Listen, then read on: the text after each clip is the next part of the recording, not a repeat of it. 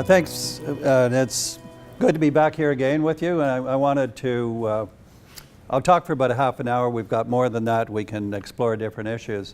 But I did want to set the tone of this and the framework of it. I'm based in Toronto, as probably you know. And we have, let's have about 10 people that are the core of our work. So, and then we partner with CEC and other people in California and around the country. The way I would describe the work is that we focus on three things. I talk generically and then specifically about the actual work.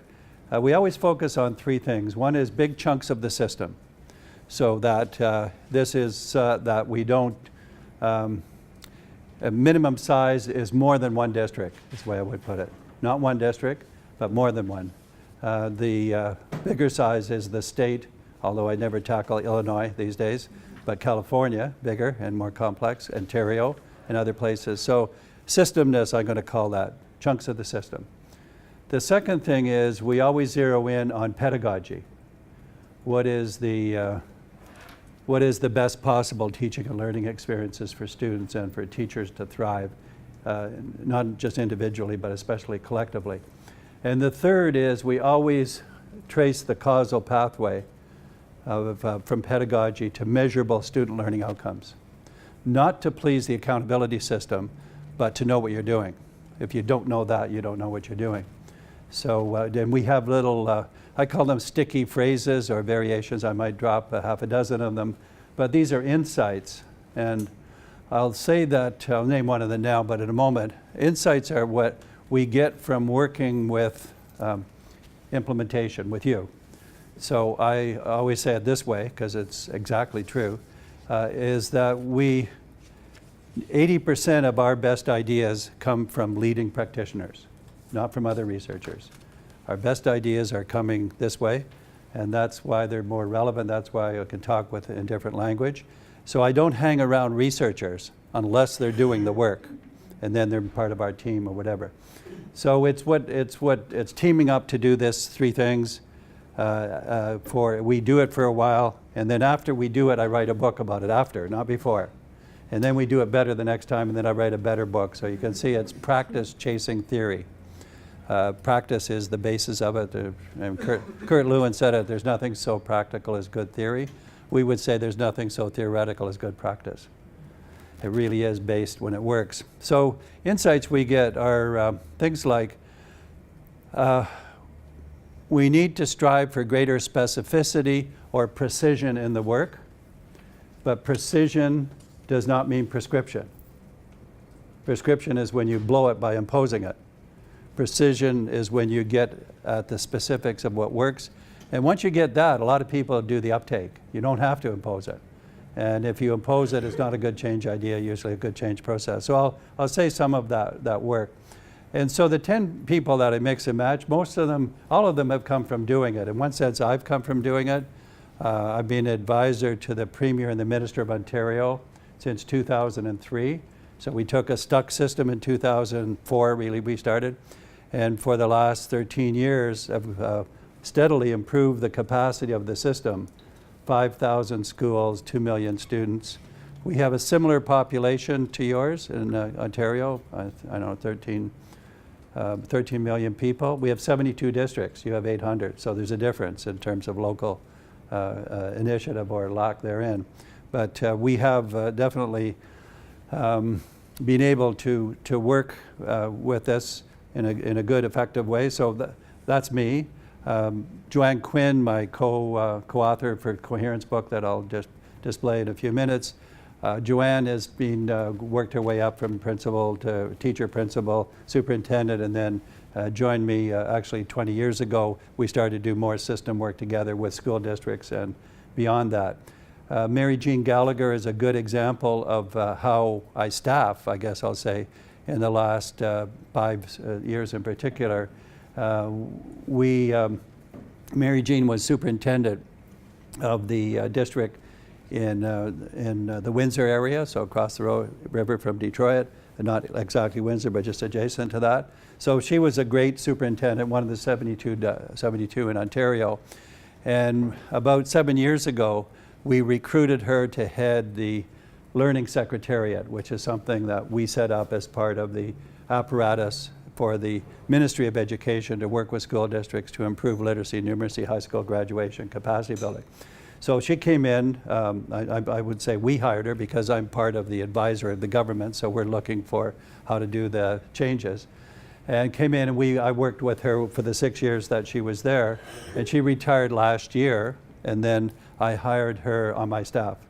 So she becomes somebody who's not only done it as a district superintendent, highly successful district in a tough area, but she actually ran the province and so knows that. So when we do system work now with system leaders, she's the one that works with me. So we're doing that in California. She is just coming back from, in the next couple of days, from Melbourne, Australia, where we're working with the state of Victoria on this, working back with Ontario as well. So we have a lot of things like that. I won't go on to the whole list, but another person I'd like to mention who works turns out to be fantastic. His name is Santiago Rincon Gallardo, born in Mexico, but he did his doctorate in Harvard with Richard Elmore, graduated 4 years ago, met his wife, who was from Toronto at Harvard, came back to Toronto, and about, I could say, half an hour after he landed, I hired him as my chief researcher. So he's been unbelievably good. He's just turned 40, so he's a young scholar on the way up. But he's really well-grounded, did his research on networks of improvement and comparative study, but has done incredible stuff with us just in the 3 years he's been with us. So we have a lot of people. Some of you met Meg Gardner last week. One of the things we started to do in our deep learning work, which I'll get to later, is that because it's organized in a way that we work with clusters of schools in different countries, and each cluster has a cluster leader, one or more depending on how many, that those cluster leaders are the local people that lead the project, and we support them. And then it's turned out, as we found these certain cluster leaders that are great and want to change, they've come to work with us, not as cluster leaders, but as people on our team that work in turn with the cluster leaders back in.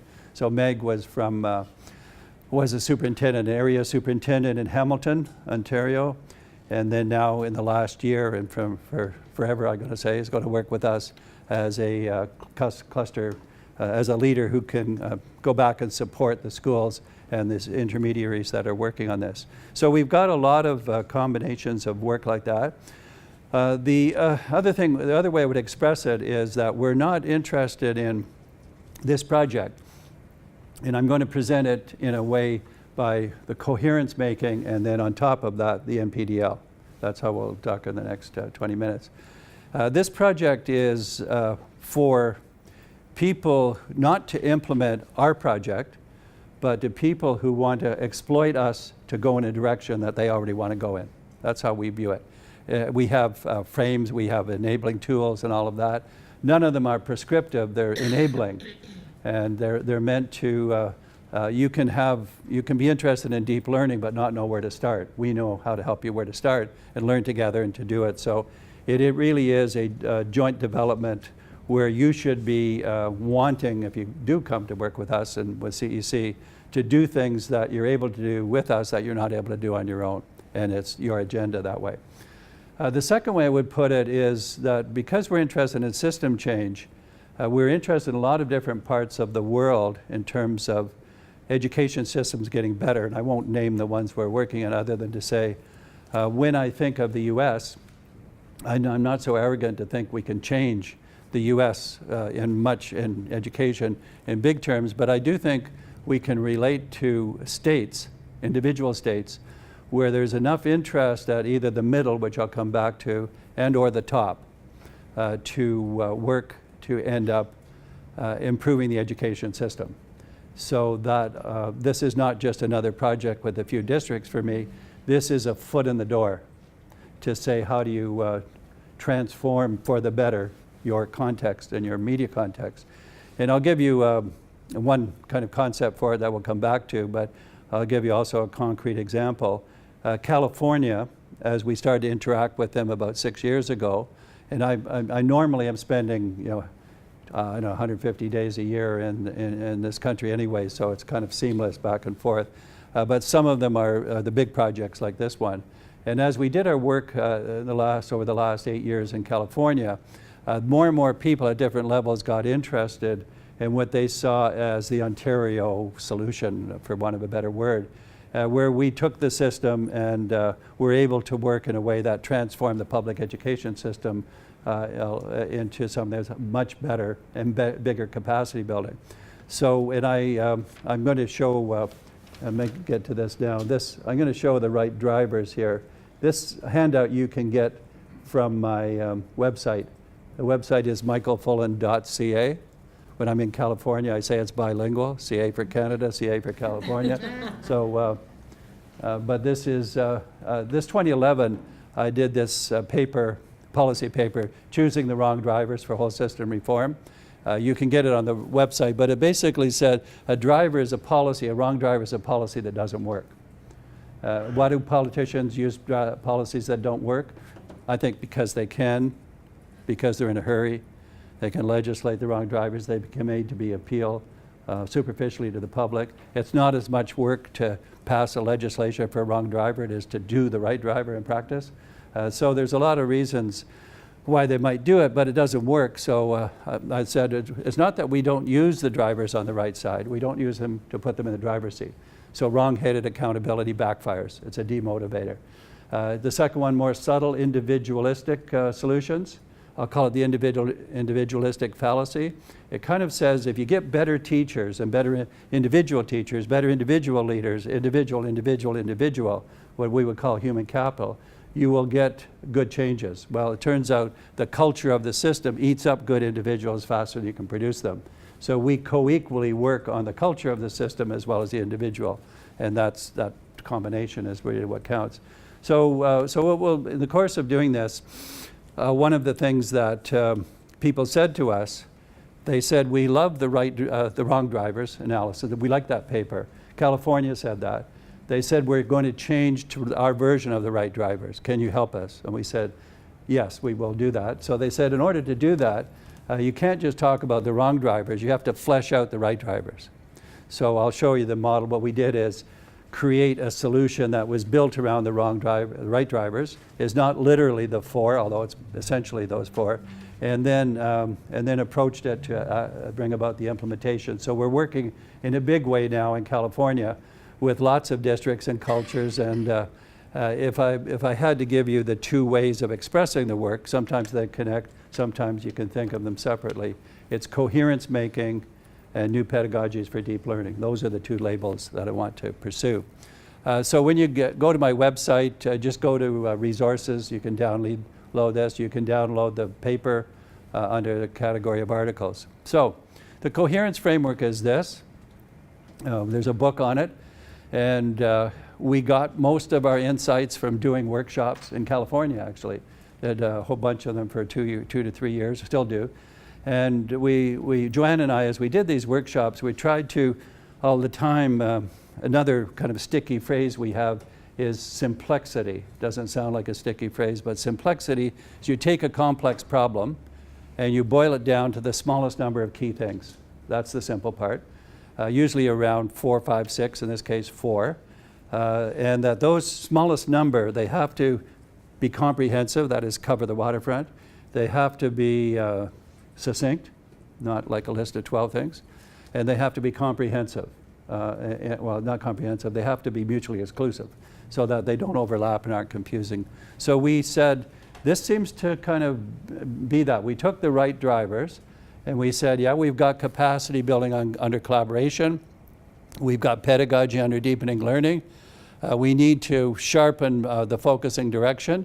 We criticized accountability on the one hand, but we said, you've got to have accountability. You can't say the wrong driver accountability is wrong. Yes, you can say that, but then you can't say no accountability is the answer. You have to say, what's the version of accountability?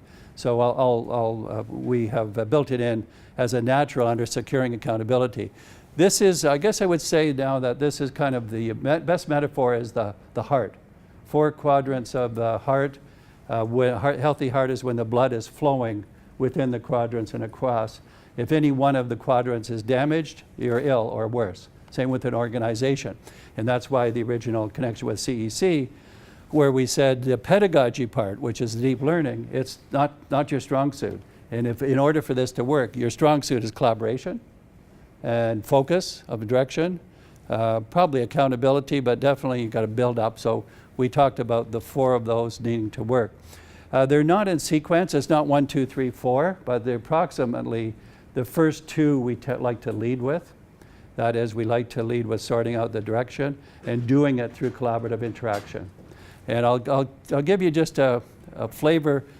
What we're going to do is give you a flavor of each of the 4, and then I'm going to dwell on the deepening learning, which is one of the 4, so we can put it into practice. Coherence, it's important to identify the definition of coherence by saying coherence is not alignment only. Alignment, you can do that on paper. You can describe alignment in a vision paper. The way to think about coherence, and then you'll know how to get it and how not to get it, is that it's fully and only subjective. It doesn't exist if it's not in your mind.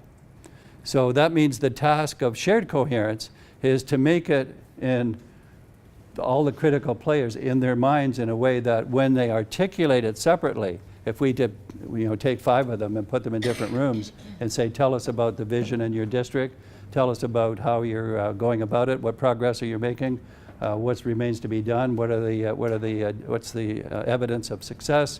We would get, in a district that has its act together, we get consistency and clarity and specificity.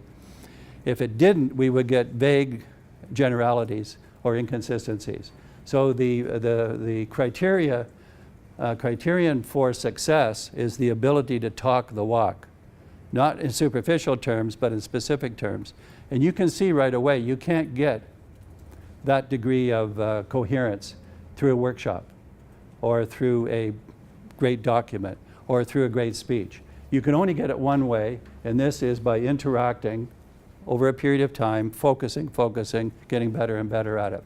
So what I want to say about this work, and this is very important to put it this way, this is not what we have is not a program or a project. It is a change in the culture. That's one thing to say. And the other thing to say is it's not a change in the culture of the school only, it's a change in the culture of the district. So if I'm thinking of you in this room, I'm saying the proposition is how do you change the culture of the district? Which is what the district does, what the schools does, what's the relationship vertically, and what's the relationship laterally across schools, and does it end up being cohesive? So that's the part of this. I'll touch base a little bit. We could spend a whole day obviously doing this, as we sometimes do. The focusing direction is a tricky one because it looks like all you have to do is get moral purpose right. And the right away you know there's a problem because every district in the country has a strategic plan that contains moral purpose. But every district in the country is not successful. So obviously it's not the answer. It's only a partial answer. And if we go to this, you'll notice that we have 2 things in there. One is to sharpen the the vision, but it's also to get the strategy started in the left-hand quadrant, not later. You can't, another way of saying this is moral purpose is not a strategy. Right? Moral purpose by itself is not a strategy. So what do I mean by that? I'm not going to ask you to do this, but you can see in this, these 4 questions we would do in a workshop that they really talk to people about what is your moral purpose, what are you doing about it, what progress are you being made, and so forth. And what you often see then is you don't get in a clear account unless a district is working interactively the way I'm going to present it. And the one way of putting it this way is if I were to ask teachers in your district or teachers anywhere, can all students learn? 95% of them would say yes, I think, I would predict. But if you're in a school where all kids are not learning, I doubt if deep down you believe that all kids can learn, because they're not. How could you possibly believe it? It's not that you would be lying, it's just that you would psychologically never come to the point of saying all kids won't learn.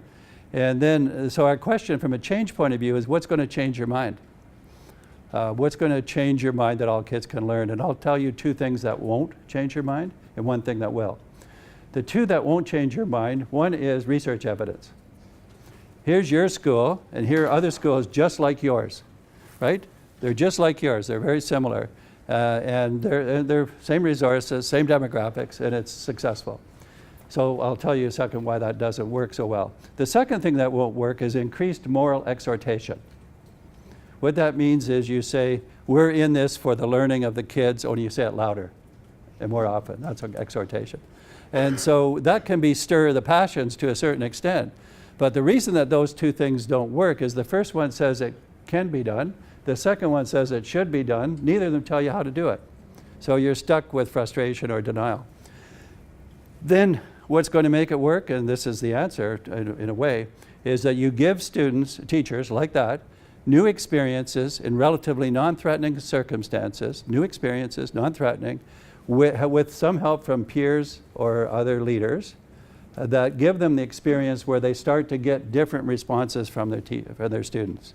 Then they start to have an inkling of believing that this is working. And then after that, they see some of it happen. It's the experiential success that changes their minds, because it's not only experiential, it's concrete. It actually works. They know it works because they're being part of it. So we want to make sure we don't take superficial assumptions on the focusing direction. And in this, I want to take this point. The clarity of strategy is part of quadrant 1. You'll see this definition of a change strategy has two pieces in it. A successful change strategy shapes and reshapes the idea. So it's a good idea, but it's not static. And it builds capacity and ownership. Capacity is skills. So what does that mean? I'll give you a really interesting example that fleshes out the process. We were working at ACT, Australia Capital Territory, a few years ago. 80 schools, stagnant district. They wanted to make some changes. We helped them do it. So the first year we were there, we were in the high school, Canberra Secondary School. And they had introduced a peer coaching, supervision, and feedback model. They trained 3 teachers in that. And most of the teachers that day said to us at the beginning, and we weren't there to study that particular innovation, but it happened to be timing. They said to us, we're not going to do this. We don't want other teachers coming into our room, observing us and giving us feedback, telling us how to teach. So I'm going to call it massive resistance because it was widespread, almost no exception. 3 years later, we came back, and everybody was engaged in the peer coaching feedback, all of them. Same people, a few people left, but essentially the same crowd. So here we got massive resistance, massive embracing. What happened? I sat down with the deputy principal at the end of the day, and I said, this is amazing from a change point of view, and I want to ask you a killer change question. The killer change question is this: is participation in this peer coaching feedback supervision model, is it voluntary or mandatory for teachers? And he didn't hesitate a nanosecond. He said, it's voluntary but inevitable. That's a successful change process. When people reject something at the beginning, they don't know what they're rejecting. They don't know what they don't know. If you mandate it, you definitely blow it. But what did they do? They said, yeah, we want you to do it, but we're not, it's voluntary. Secondly, we'd like a few people to try it and report back, see what it's like. Thirdly, if you do participate anytime, you never have to take the feedback. All we want you to do is participate in it, interact with it. So they made it easier for people to try it out, less threatening, but nonetheless expectations, kind of a push and pull process. And then it started to work and people built on it so that you really get that sense that this is a process. It's about all of the change. A more succinct version of this that captures the same point. The CEO of Honeywell, a few years ago, he retired, successful leader. He was interviewed and they asked him, what's the most important thing you've learned about change leadership in your tenure? And he said, the most important thing is to be right at the end of the meeting, not at the beginning of the meeting. Right? That's a metaphor. That if you're right at the beginning of the meeting, you're right in your own mind only. If you're right at the end of the meeting, the process, you process it literally with the group, and that's what Canberra did to get it. So this focusing direction is not a matter of getting the right direction. It's a matter of interacting in a way that people buy into it and like the direction. So collaborative cultures, there's a lot of things we can say about this. This is what CEC represents, and what we have found is, I think I'll probably skip the video. There's a lot of videos on our website that show this, 4-minute videos. And the thing about collaboration, and this again a question on precision, If I were with a group of teachers and I thought they should collaborate more, I would never give them the theoretical research argument as to why collaboration is a good idea. Why? Because it's not convincing. I say collaboration is good, and they say, well, wait a minute, how do I know it's good? Won't people be kind of influencing on my territory? Will it work? Will I be wasting my time? All of those things. So what you have to do is you have to convince people on specific grounds.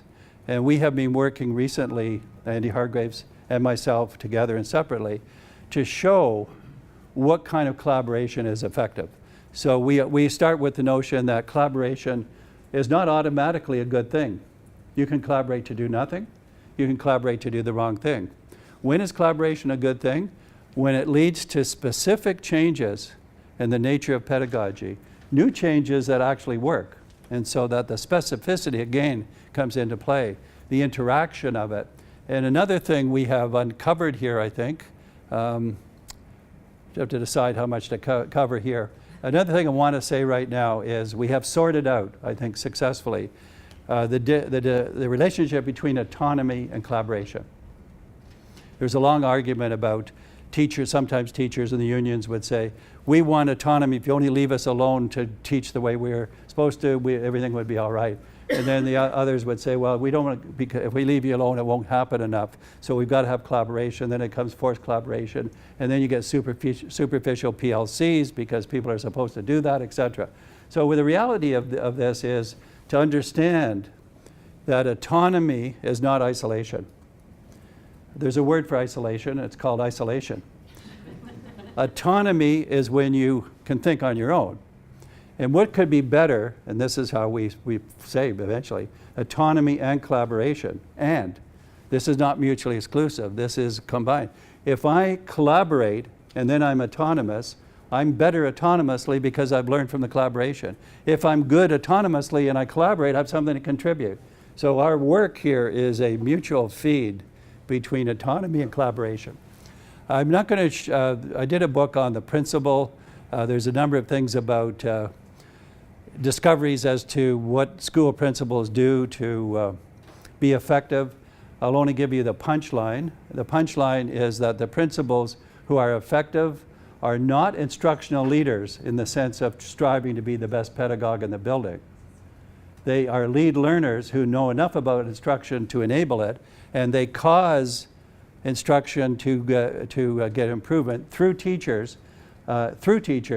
indirectly to learning, but nonetheless explicitly. So that the notion is that the actual finding is that principals who participate as learners with teachers are moving the school forward. Guess what? If they participate as learners, they actually learn a little bit. If they don't participate as learners, all they are managers. And so that this is that this powerful impact of the principal now is to cause the teachers to get better, not individually only, but together. So another sticky phrase, if you want to change the group, use the group to change the group. So this role description, while learning alongside them, that's the key thing for principal. I'm not going to show you this video, but you can look at it on the website. You can go Park Manor, you can go K3 Peters, which is in Los Angeles, south of there. It's all the same as that principals who get there and they figure out how to relate to the group in order to change the nature of the work, build collaboration, and build collaboration that lasts beyond the tenure of the given principal, because the collaborative group carries on after the principal leaves. The group that's not collaborative, there's nothing to carry on. So another key thing you can want to know, I guess I'll say, is our book on our work on capital. I've already said that human capital is a wrong driver because it's individuals trying to change the culture. Social capital is when the group gets together and changes literally the specific culture of the organization, so that's focused. And then the one we and others have added lately, and this is another weak suit of the teaching profession, is the teaching profession historically has not been very good at using evidence of performance and data, et cetera. Now the problem is there's too much evidence dumped on teachers so that they're overwhelmed with data. But nonetheless, what's the skill needed here? The skill needed, and I would put it this way, is assessment literacy. Assessment literacy, not literacy assessment. Assessment literacy means you are skilled at figuring out the use of data, nature of data, and that decisional capital is none other than the ability of teachers in small groups, usually individually, and otherwise, to sort out how well are we doing. It's the measurable pathway that I talked about earlier. This I've already said, autonomy is not isolation. Connected autonomy is another word for our favorite new word concept, which is collaborative professionalism. Collaborative professionalism is the concept that we use now. This Thursday, if you're interested in this work, Andy Hargraves is going to tweet the release of his report on collaborative professionalism that really does a great job of sorting it out. And if you're interested in the topic, that's the single best place I would start. Conditions for success: a certain amount of trust and non-judgmentalism, transparency, specificity again. These combinations interact in a favorable way. Intrinsic motivators, this is what makes it work. This is Dan Pink's list mapped onto ours. Sense of purpose is our moral purpose. Mastery is our capacity. If you get better at something, you want to do more of it. Connected, a degree of autonomy, you can't be hemmed in too much. And then the one we've used that he hasn't used so much is, we call it connectedness, but it again is back to collaboration. These are intrinsic motivators, which means they come natural to humans. And I'm saying about the last one, it's natural for humans to cooperate. It's built into our evolutionary genes unless something goes wrong in your circumstances after you're born. So we are then tapping into the natural intrinsic motivators, which have been mostly, I wouldn't say eradicated, but they certainly have been diminished. If I take for just teachers, 1,000 teachers, their intrinsic motivators, since they came into the profession, have been damaged because they haven't had experiences that allows their intrinsic motivators to flourish. And that's what our kind of new work does. So coherence framework, now we're going to get to deep learning, and I want to now shift into the new pedagogies for deep learning. And I probably will stop there and not go to securing accountability, but here's the issue. The deep learning for us is not another project, although some systems that have taken it on have treated it as the latest project. It is actually a transformation in the culture. And what it does is it changes the learning outcomes. It changes three things. It changes the learning outcomes, which in our case you'll see them, the 6 C's, more fundamental competencies to be successful. And it changes in a way that's not incompatible with the basic things like literacy and numeracy, in fact can enhance those. So changes the learning outcomes. It radically changes the nature of teaching. So that we're talking about, that's why we call it transformation. And it implicates the whole system, the school, the district, and hopefully sometimes the state. And I want to go back to the leadership from the middle to say that this movement that I'm talking about is part and parcel. If I take Illinois, your best bet for success in Illinois is not to hope that the state will get its act together. That is definitely not your best bet. And your best bet is not to say, I have to figure this out by myself. Your best bet is to team up and leverage the middle. That is your school as part of a district, and that is your district as part of other districts at the middle, becoming more powerful. Politically, becoming more powerful educationally. And by strengthening the middle, you have a chance of being influential, I'm going to say, in the system. But even if you don't, it's a better middle than you have now. So to take, this is the, we have now just finished our book. It's in the printers. It's coming out December 1st. You can see by the title. And we have some discoveries, I guess I'll say. Not that we had them in our model specifically beforehand, but the subtitle, Engage the World, Change the World. This has been fantastic because now the students are learning. The way to think about it is, remember I said we changed the purpose of learning. Now the students are not thinking, and the teachers are not thinking, we better prepare students for the future. We're not doing that. The future is here. It's crowding the present. We better engage students in the present to change the present. Right? That's the notion. That's what this stuff does. And so when we look at I had some things on integrating technology and change. Pedagogy is what we're talking about, the deep learning. Technology is the drive for that, and change is the knowledge about how to bring about change, which is more sophisticated than just being right. So do I have this one? Yeah. I want to just show you a 30-second clip here. This is, remember technology was a wrong driver? So I just want to show you something here to prove that I haven't gone over to the other side to embrace technology, but we do put it in its place. So I just want to make sure the sound is okay here.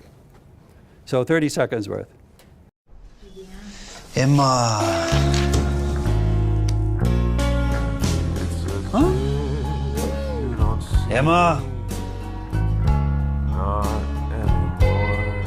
Emma. Every day it's getting on my nerves. Emma. Oh, I'm Emma. begging you, please. Emma. Leave me alone. Oh, you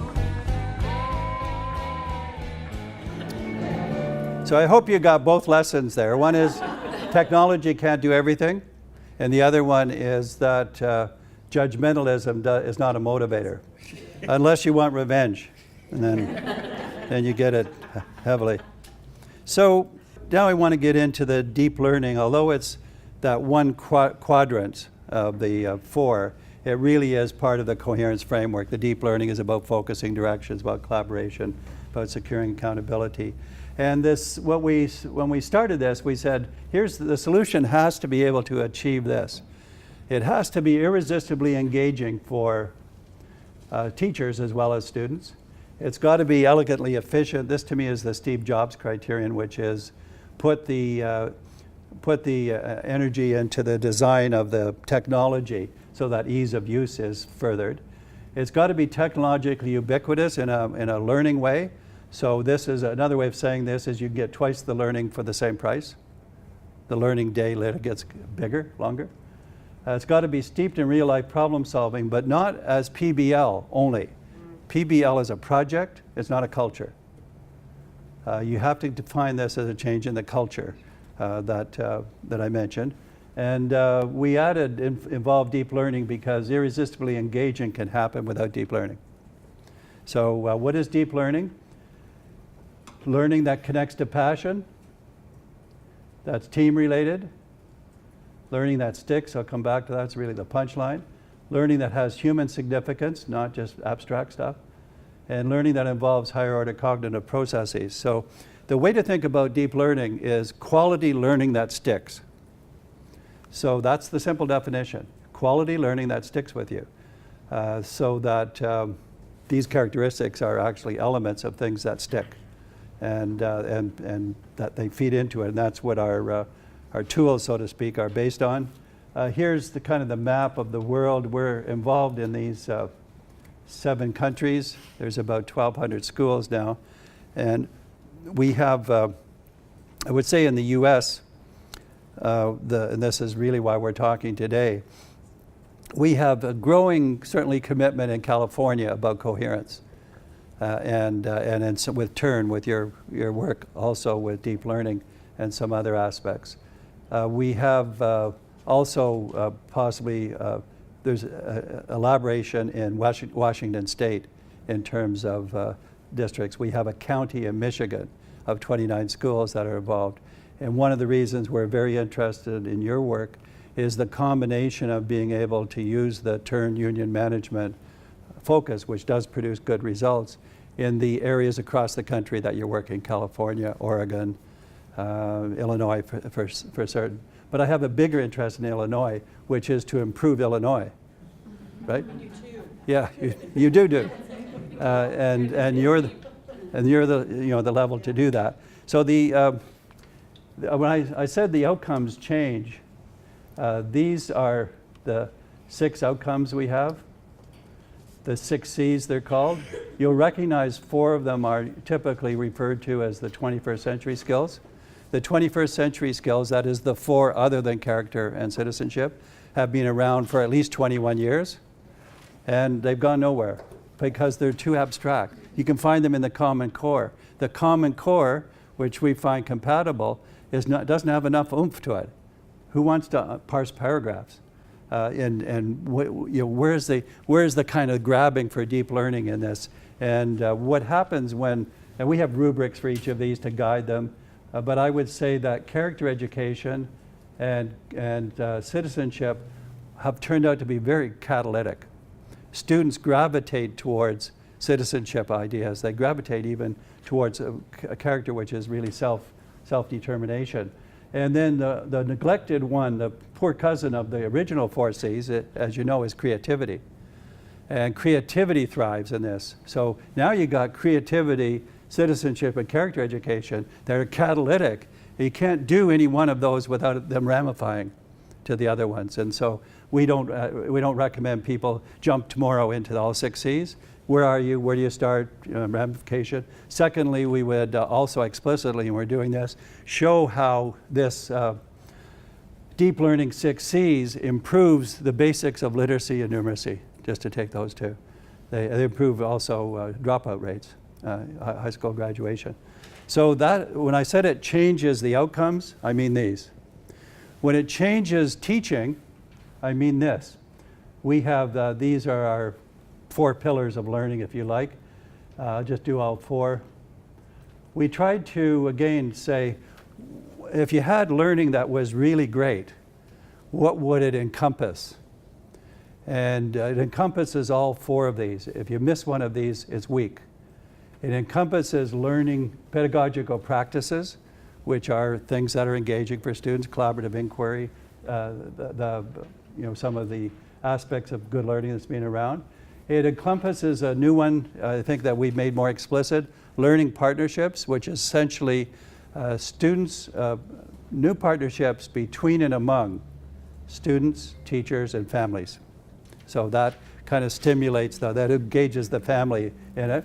Learning environments, and very important to be able to change the learning environment. The traditional learning environment actually is changing in a lot of schools, but it's still limited, and there's ideas on how to do that.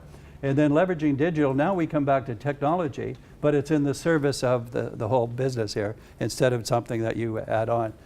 I was just yesterday working with in a conference in relation to the study, or the Mooresville, which is in North Carolina. And the superintendent and I wrote a book called Unstoppable Momentum about Mooresville. They didn't do deep learning, but they certainly did learning that was technology and pedagogically based. And the superintendent, who's now left there, his name is Mark Edwards, he used our ideas without us, which is good. It shows that the ideas can travel on their own. And what he did was, he was a great proponent of one-to-one conversion, digital conversion. Every student should have a computer. And halfway through implementing that, he discovered in his own that it wasn't the one-to-one solution, it was the change in the culture of the district that mattered. So he shifted his priority, still had one-to-one, but he shifted the priority into building leadership that could help others lead, all the specificity, everything that's in the book that we wrote, and it made a huge difference. They are there's 115 districts in North Carolina.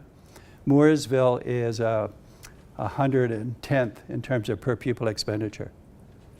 And it is 5th in performance of high school graduation and literacy and math.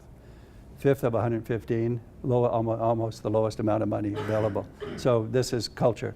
So I want you, just before I close here, just to see at least one version of this. It's a 4-minute video. And I'd like you just to do one thing.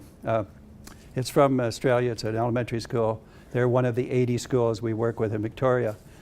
And the question I want you to do is just identify an adjective that captures your gut reaction. One word that captures your gut reaction. If you want to use 2 words, hyphenate it. So just like spontaneous reaction. Rana. The Enigma mission came from the students' ideas. They wanted to be able to capture something that was slightly mysterious, something that grabbed your attention. I'm out going about my business and I'm going to find the answers. An Enigma mission is a project based on deep thinking, and basically you have to choose a topic and you have to research very, very deep on it, and the more deep the better. Welcome to the Enigma portal. Your task as a member of an Enigma mission is to explain the great paradoxes, conundrums and mysteries of our existence. An Enigma mission is kind of like a passion project and something that the teachers will help challenge us to expand our knowledge of what happens around the world and what's in the real world out there. I chose autism as my topic because I have a relative that is autistic, and at first I didn't know anything about autism and I was very interested in the topic. I chose to do my Enigma mission based on the thylacine, also known as the Tasmanian tiger.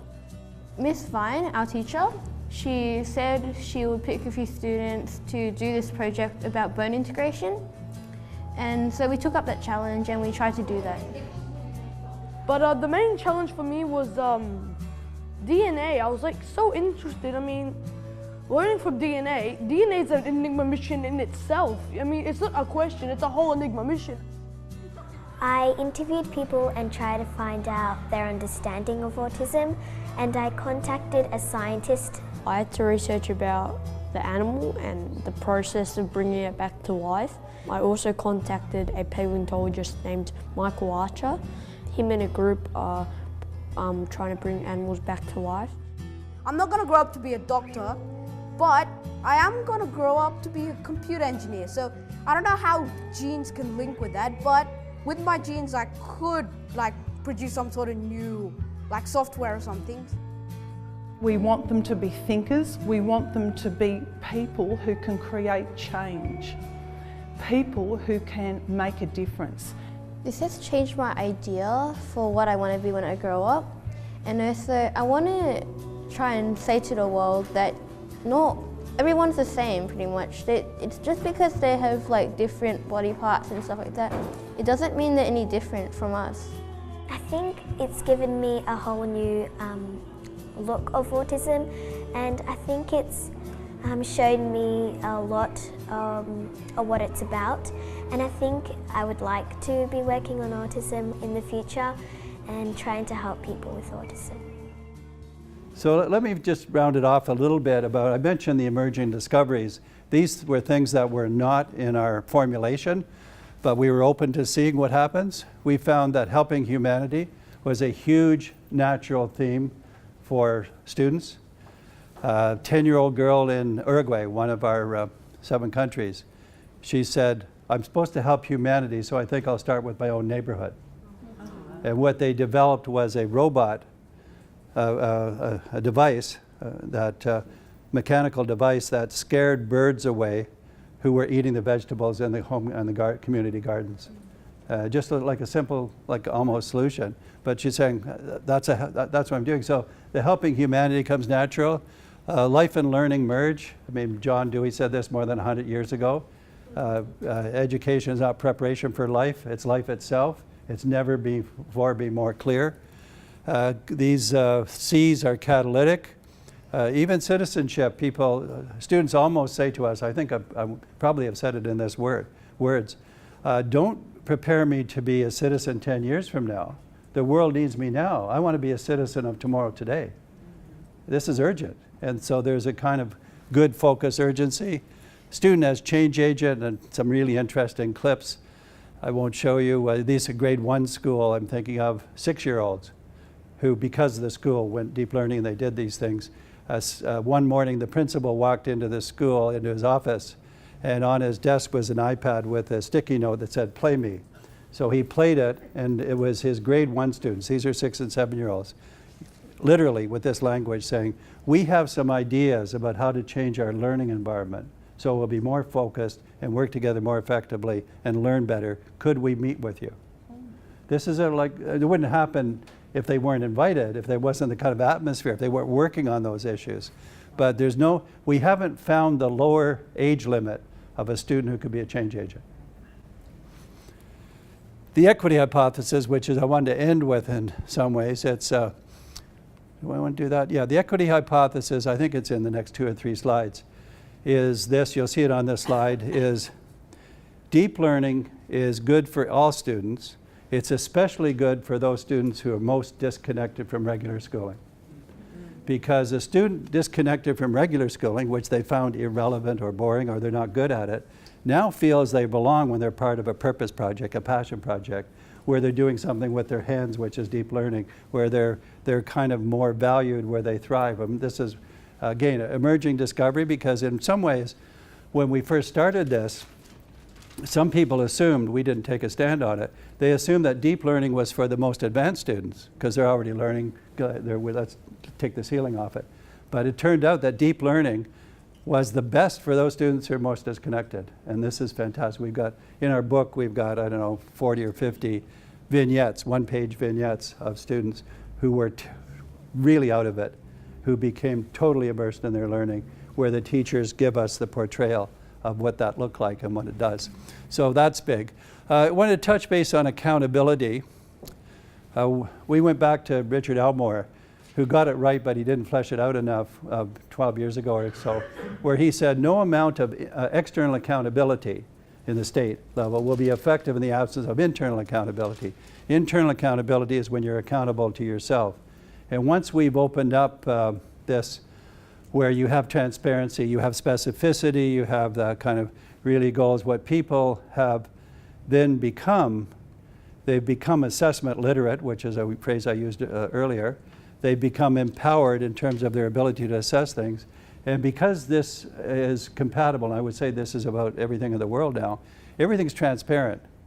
So what you're doing and what you're accomplishing is transparent, even if you try to hide it. So the best is, we call it move towards the danger. The best is you better get used to transparency, but now try to use it for your own terms. And that's what internal accountability does, itself and external accountability. If you do it, you can manage most external accountability demands. So this, I want to give you a list of, this is the inequity one. If you want to improve equity, attack inequity with excellence. Our tweet is this: don't dumb down, smarten up. Right?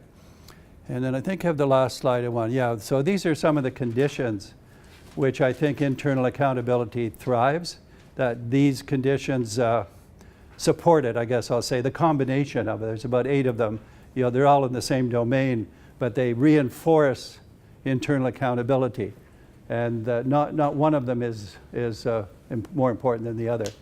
Driven by a clear moral purpose, you're more likely, if that kind of gets exemplified by teachers and it's out in the open and it's operational, you're more likely to want accountability. Transparency, obvious, access, nature of practice and nature of outcomes. Specificity and evidence, this is really critical. It's hard not to be accountable if evidence and specificity is there. Non-judgmentalism, a big one for us. It's an accountability. The problem has not been just the measures, it's been the attitude, the mindset you take to the measures, which is, if it's punitive, it turns people off. If it's constructive, it's a whole different. But causal pathways, I mentioned. You go outside to get better inside. This is another one of our sticky phrases. Whether I'm a teacher or a school or a district, if I go outside, I'm going outside to get better inside. Yes, I contribute outside, but it's a selfish motive for us. You go outside in order to get better inside. And that's very much the case. Co-responsibility. Do I have one more here? Yeah, trust. Trust is an interesting one. Everybody agrees that trust is key. But of course, how do you get trust if you don't have it? And you certainly don't get it by leaders saying, please trust me. They have to prove it. And our rule of thumb is name it, model it, and monitor it. Okay, thanks very much. Thank you.